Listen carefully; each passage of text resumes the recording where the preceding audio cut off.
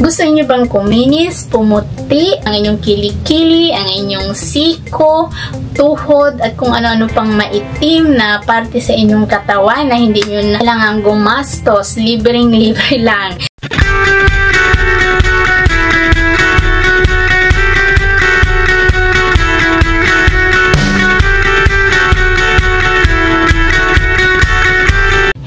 I'm FM, welcome back sa aking YouTube channel.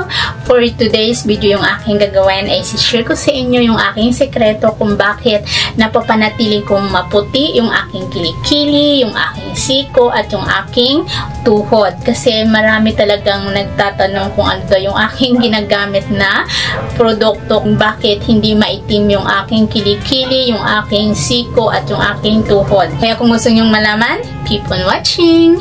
Bago pa lang lahat, if you're new to my channel, at kung nagustuhan yung aking content, don't forget to subscribe and click notification bell para updated ka every time na meron akong upload ng mga bagong videos. Disclaimer lang guys, yung product na i-share ko sa inyo ay masasabi ko talagang hiyang na hiyang sa akin, at syempre hindi naman pare-pares ang skin natin, kaya hindi ko masasabing kung naghiyang sa akin ay maghihiyang din sa inyo. Pero pwedeng-pwede nyo siyang i-try kasi hindi naman masamang mag-try, diba? Kung hindi hiyang, so huwag nyo nang ituloy. Pag hiyang, syempre ituloy-tuloy nyo na para maganda ang resulta sa inyong balat. So, ang sinasabi kong product sa inyo ay tararan! Ayan guys, kalamansi.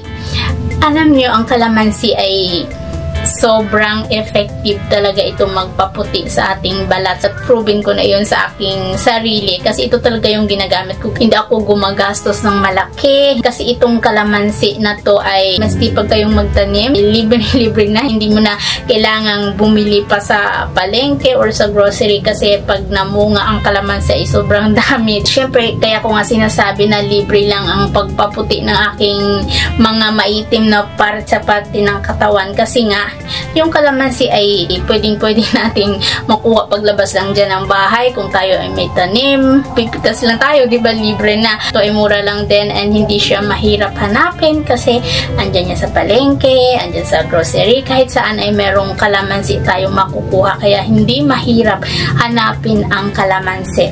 At sa kalamansi nito ay marami tayong makukuhang mga benefits katulad ng pwede natin siyang gawing kalamansi juice, prevent diabetes, skin lightening, acne treatment, aid digestion, boost immunity, lightens freckles, lower blood cholesterol, maintain kidney health, weight management aid, anti-inflammatory, antimicrobial, exfoliating, and natural detoxifier. So, ayan lahat ang benefits na makukuha natin guys sa kalamansi. Malaking matutulong talaga sa atin ang kalamansi sa ating katawan. At ang kagandahan pa ay natural way lang talaga siya ng paggamit natin sa ating katawan para tayo ay pumuti at kuminis.